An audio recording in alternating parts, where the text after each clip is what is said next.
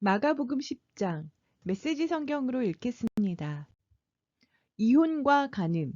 예수께서 거기에서 떠나 요단강 건너편 유대 지방으로 가셨다.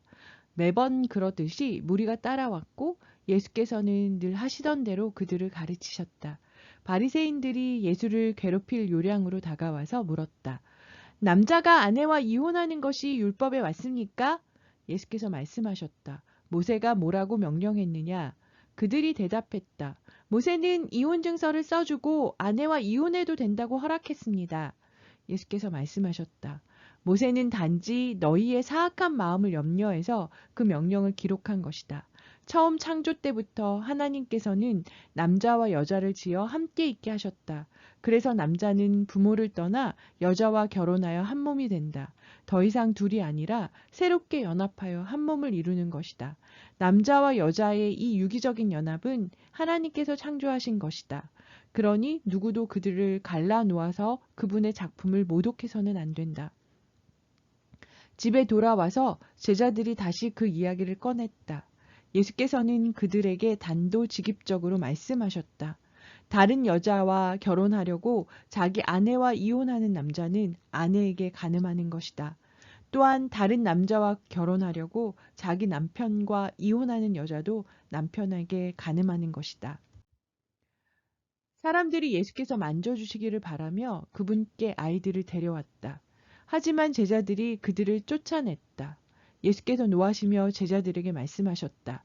이 아이들을 쫓아내지 마라. 절대로 아이들과 나 사이에 끼어서 방해하지 마라. 천국의 삶에는 이 아이들이 중심에 있다. 명심하여라. 너희가 하나님 나라를 아이처럼 단순하게 받아들이지 않으면 절대로 그 나라에 들어갈 수 없다. 그러고 나서 예수께서는 아이들을 품에 안으시고 손을 얹어 축복하셨다. 부자와 하나님 나라.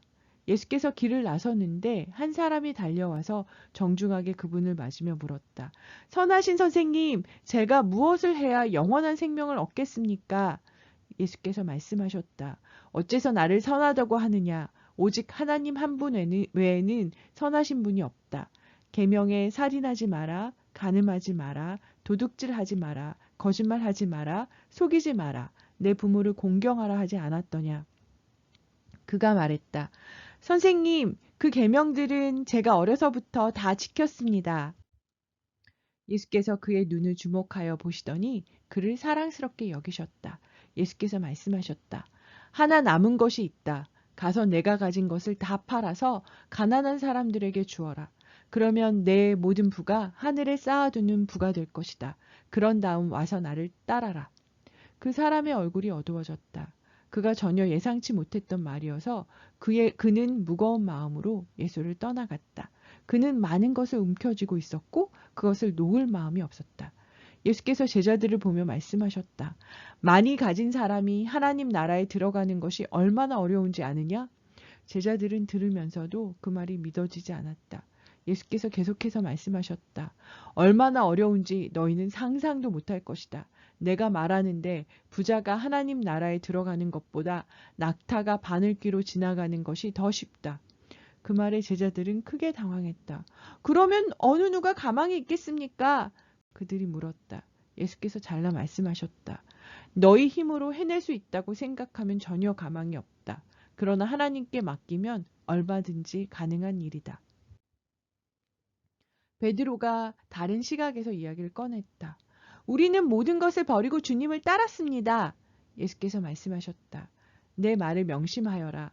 나와 메시지 때문에 집과 형제 자매와 부모와 자식과 땅과 그 어떤 것을 희생하고서 손해볼 사람은 아무도 없다. 그들은 그 모두를 받되 여러 배로 돌려받을 것이다. 다만 어려움도 함께 받을 것이다. 영원한 생명도 덤으로 받을 것이다. 다시 한번 말한다. 이것은 위대한 반전이다. 먼저였으나 나중되고 나중이었으나 먼저 될 사람이 많을 것이다. 다시 그들은 예루살렘으로 향했다. 예수께서 앞장서셨고 제자들은 적잖이 당황스럽고 두려운 마음으로 그분을 따르고 있었다. 예수께서 12 제자를 데려다가 이후에 있을 일을 되풀이해서 말씀하셨다. 내 말을 잘 들어라. 우리는 지금 예루살렘으로 올라가는 길이다. 그곳에 가면 인자는 종교 지도자와 학자들에게 넘겨질 것이다. 그들은 인자에게 사형을 선고할 것이다. 그리고 인자를 로마 사람들에게 넘겨주어 조롱하고 침뱉고 고문하고 죽일 것이다. 그러나 사흘 후에 인자는 다시 살아날 것이다. 인자는 섬기러 왔다. 세베대의 두 아들인 야고보와 요한이 예수께 다가왔다. 선생님, 우리에게 꼭 해주셨으면 하는 일이 있습니다. 무엇이냐? 내가 할 만한 일인지 보자. 그들이 말했다. 주님께서 영광을 받으실 때 우리에게도 최고의 영광의 자리를 주셔서 하나는 주님 오른편에, 하나는 주님 왼편에 있게 해주십시오. 예수께서 말씀하셨다. 너희는 너희가 무엇을 구하는지 모른다. 너희는 내가 마시는 잔을 마시고 내가 받을 세례를 받을 수 있겠느냐? 그들이 말했다. 물론입니다. 왜 못하겠습니까? 예수께서 말씀하셨다. 생각해 보니 너희는 과연 내가 마시는 잔을 마시고 내가 받을 세례를 받을 것이다. 그러나 영광의 자리를 주는 것은 내 소관이 아니다. 그것과 관련해서 다른 조치가 있을 것이다. 다른 열제자가 이 대화를 듣고 야고보와 요한에게 분통을 터뜨렸다. 예수께서 그들을 불러놓고 바로잡아 주셨다.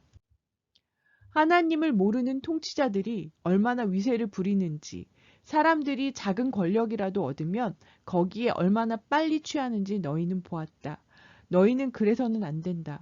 누구든지 크고자 하면 섬기는 사람이 되어야 한다. 너희 가운데 누구든지 첫째가 되고자 하면 먼저 종이 되어야 한다. 인자가 할 일이 바로 그것이다. 인자는 섬김을 받으러 온 것이 아니라 섬기러 왔다. 포로로 사로잡힌 많은 사람들을 살리기 위해 자기 목숨을 내어주려고 왔다.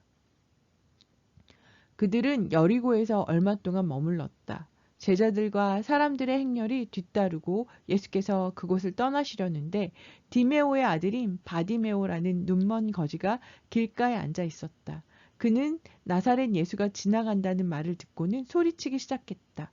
다윗의 자손이신 예수여, 불쌍히 여겨주십시오. 저를 불쌍히 여겨주십시오. 많은 사람들이 그를 조용히 시키려고 했으나 그는 더 크게 소리쳤다. 다윗의 자손이여, 불쌍히 여기십시오. 저를 불쌍히 여겨주십시오. 예수께서 가던 길을 멈춰 섰다. 그리고 불러오너라. 그들이 그를 불러왔다. 오늘 운이 좋은 줄 알아라. 일어나거라. 예수께서 너를 부르신다. 그는 겉옷을 버려두고 즉시 일어나서 예수께 갔다. 예수께서 말씀하셨다. 내가 어떻게 해주면 좋겠느냐? 눈먼 사내가 말했다. 랍비님, 보기 원합니다. 가거라. 예수께서 말씀하셨다. 내 믿음이 너를 구원했고 낫게 했다. 바로 그 순간에 그는 시력을 되찾았고 그 길로 예수를 따랐다. 감사합니다.